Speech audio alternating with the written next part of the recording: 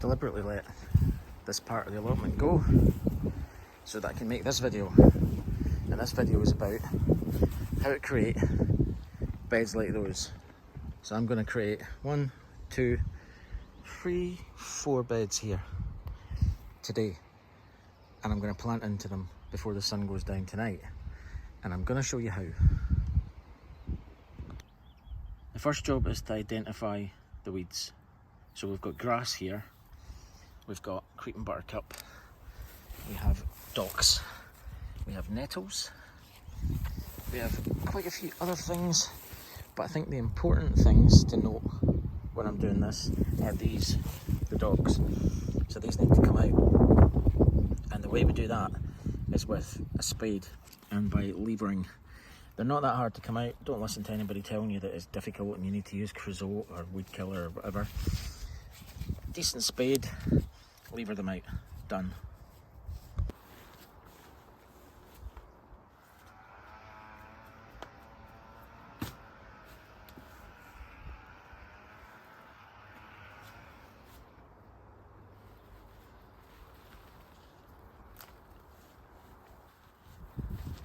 There's one. That came out quite cleanly, most of the root there. So that's not going to grow back. So if you get most of the root, even if you hear a snap when you go in, if they're quite big, if you get most of the roots off of them, they won't come back. The root just won't be strong enough to grow another plant. So that's how easy it is.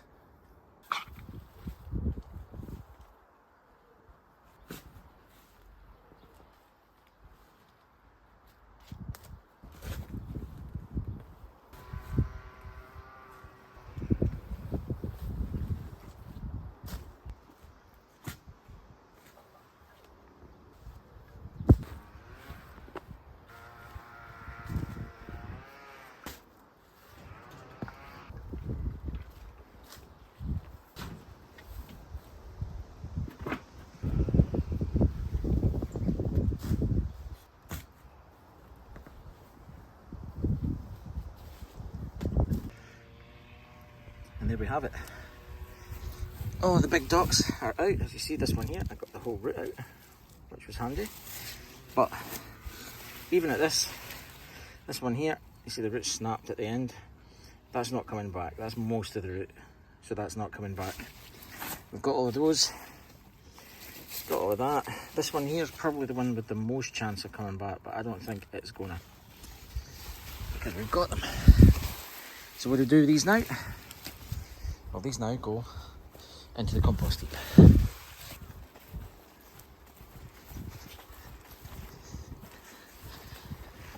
Compost heap is here, and it begins. Next step is find any rubbish that might be in there, or any bits of wood, etc. We've got rubbish that's blown in here, all sorts of fabric. Weed suppressing fabric. Now there's an irony for you, given that. So, I did spot another bit of wood in here. It's quite a big bit, it's not moving, it's actually been in here so long it's been trapped by the weeds. Wow, okay. Right, so we're going to move this out the road before we go on to the next step. And the next step is the strimmer. Coco, you might not want to be here for this bit.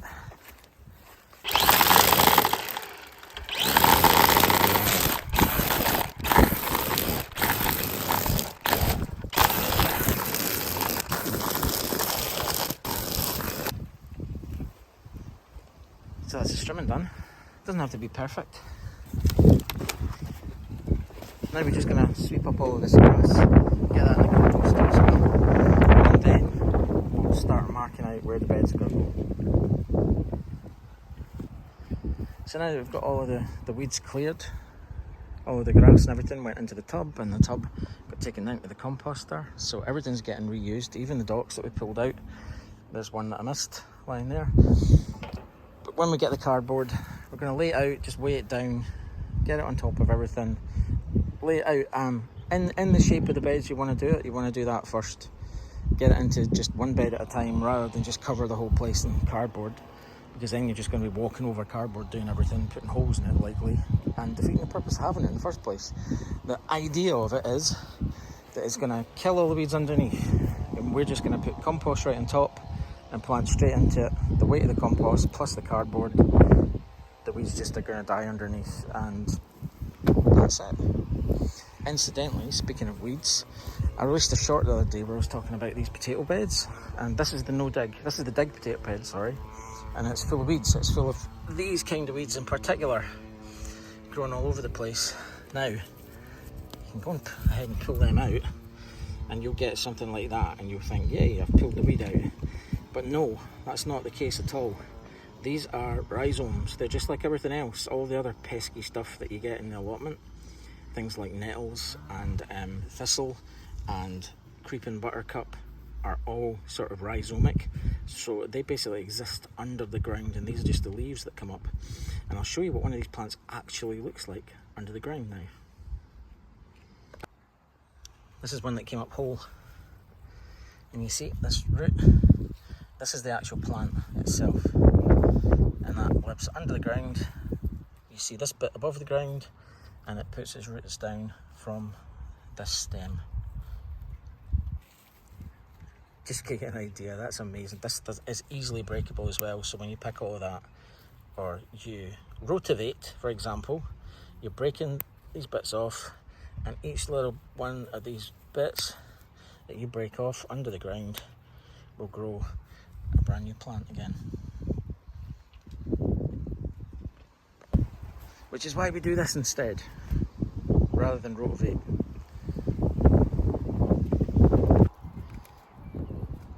And then once you get your cardboard down, just get some wooden stakes, straight lines, mark out where your bed's going to go, and then get your compost. In this case, I'm using 5 40-litre bags of compost, just to keep it down. It's not quite 5 inches thick. I would like it to be 5 inches thick, the compost at this stage. It's not quite at that level, but I'll put some more on if necessary. At the moment, I'm putting this on just so as that I don't need to keep anything else on it to weigh it down. So the compost will keep it lovely and flat, flatten it out, and assist the cardboard in getting rid of all those weeds underneath. Like that, and like that. And then tomorrow, I'll come back and I will continue with these beds.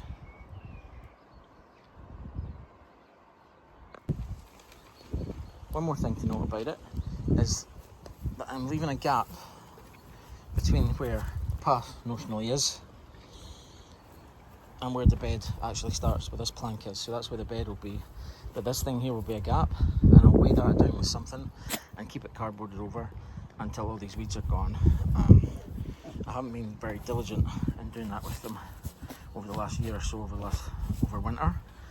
So I will do that all the way along up here as well, just so that it's more clearly defined. But you can kind of make out and see, if you look along, that there is a gap between the sort of grassy path and where the bed starts.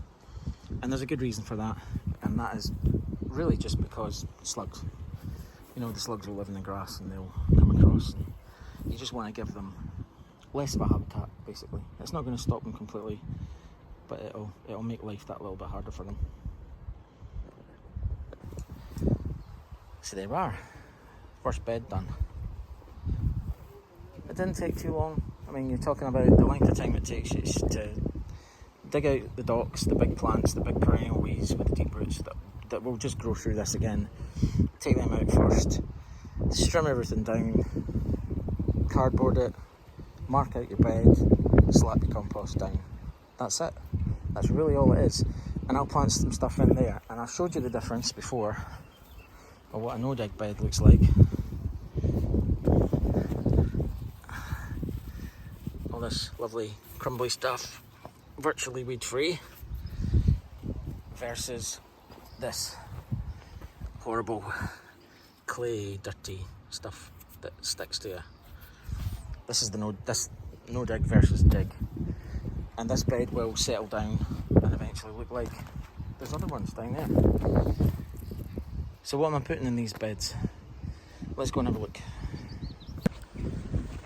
The plants that I'm putting out here, I've been in the greenhouse since basically they germinated, and just in the last couple of days I've taken them out just to let them acclimatise, and as you can see from behind me, you know, the weather's kind of took a bit of a turn, but they're doing okay, which is fine. So it won't be long before these go in, and here they are.